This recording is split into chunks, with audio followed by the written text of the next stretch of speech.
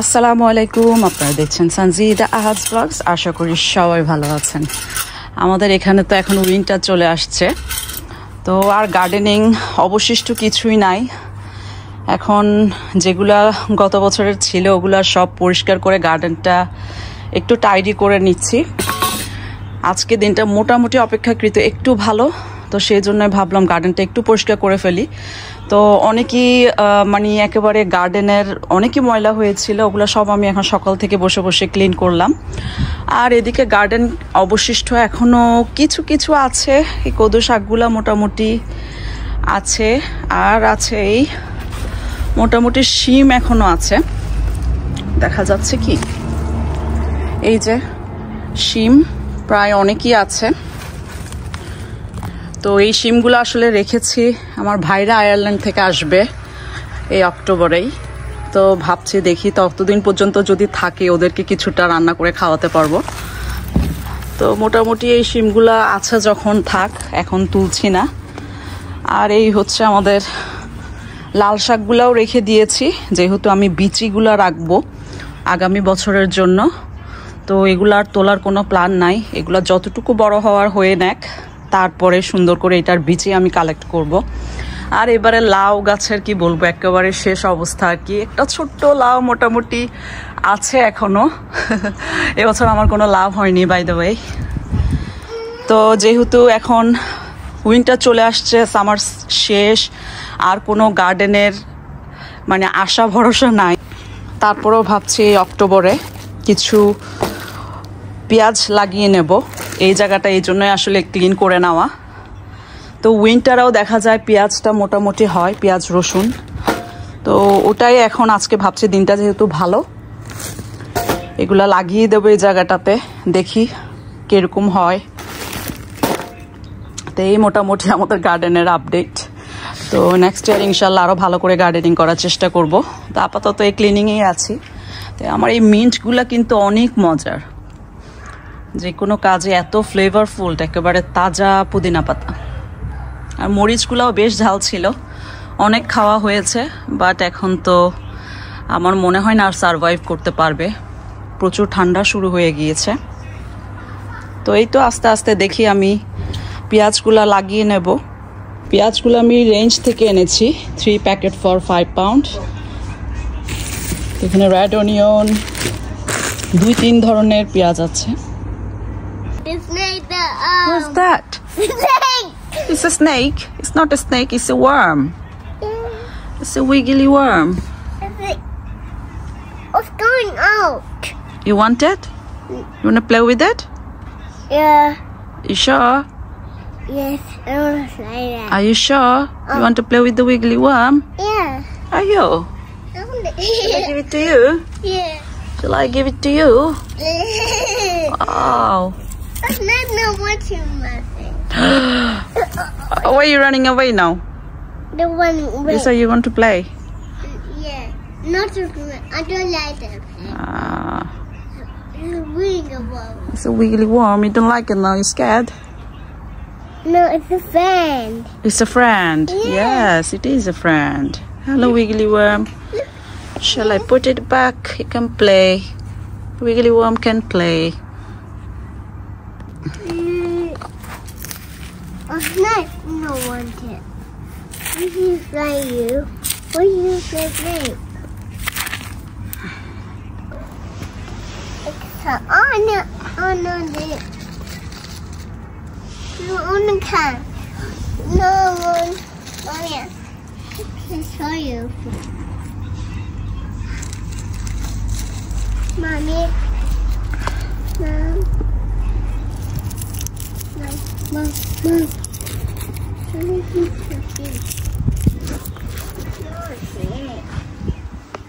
Mom. Mom. I want to show you this. Mommy. I want to show you.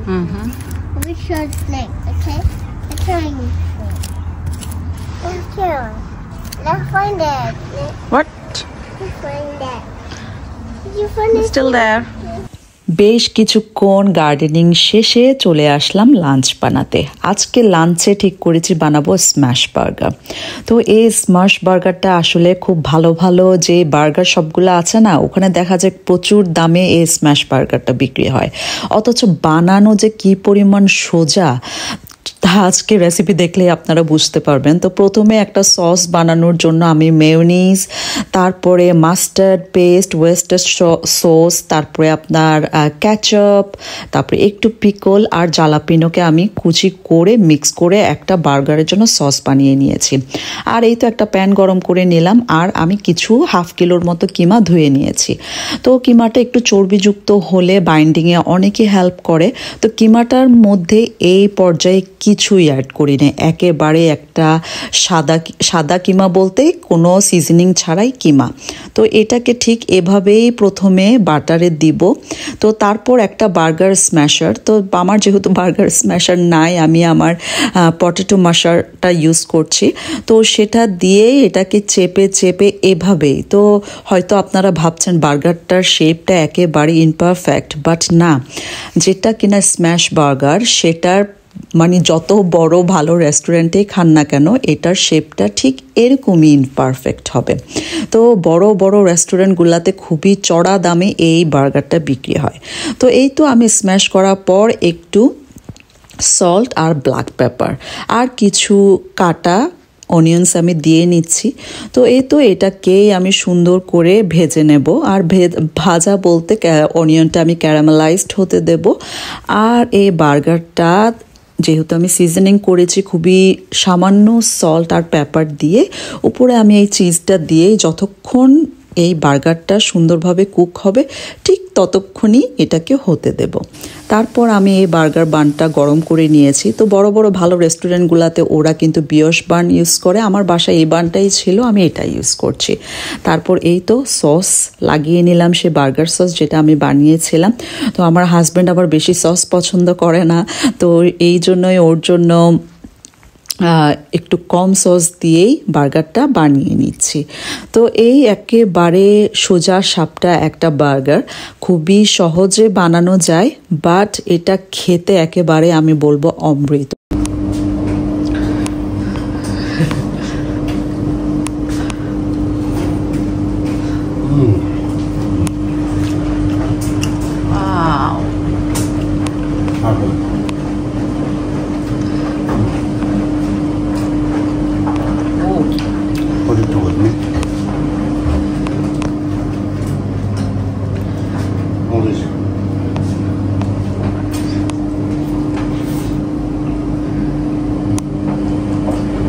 ভিতরে একটু দেখি কিরকম হয়েছে সসটা।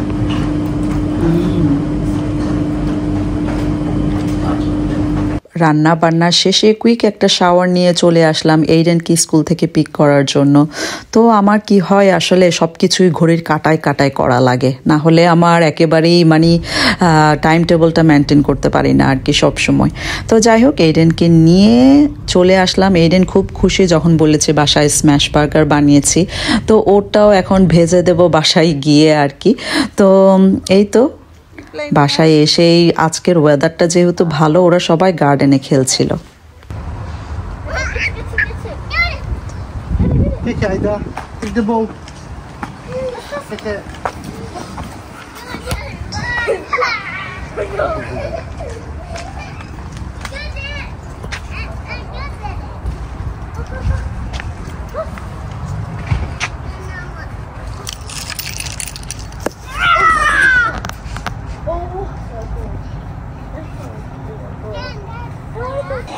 Sure, must be burger. Yep.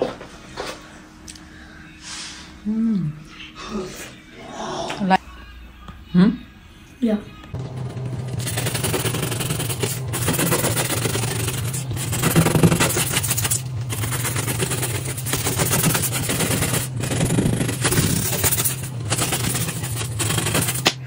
রান্নাবান্না শেষ হওয়ার সাথে সাথে আসলে আমি আমার চুলাটা পরিষ্কার করে ফেলি। এটা রেগুলারই করি, কারণ গ্রিসটা যেন পাইল আপ না হয়। তো এতে আমার সহজই হয়, আসলে একটু মোছা দিলে, একটু ক্লিন করেই মোছা দিলেই খুব ঝকঝকে তকতকে ক্লিন চুলাটা হয়ে যায় আর কি। তো এই আজকে সারাদিন ধরে রান্না বান্না গার্ডেনিং করলাম, ভালো একটা দিন গেল আলহামদুলিল্লাহ। এই তো ছোট্ট আরেকটি ব্লগ আপনাদের সাথে শেয়ার করে নিলাম, আশা করি আপনাদের সবার ভালো লেগেছে। তো সবাই পাশে থাকবেন, লাইক ফলো সাবস্ক্রাইব দিয়ে। যারা এখনো পর্যন্ত আমার ইউটিউব চ্যানেলটি ভিজিট করেননি তারা অবশ্যই আমার ইউটিউব চ্যানেলটি দেখবেন, সাবস্ক্রাইব করবেন, লাইক কমেন্টস করে পাশে থাকবেন। আসসালামু আলাইকুম।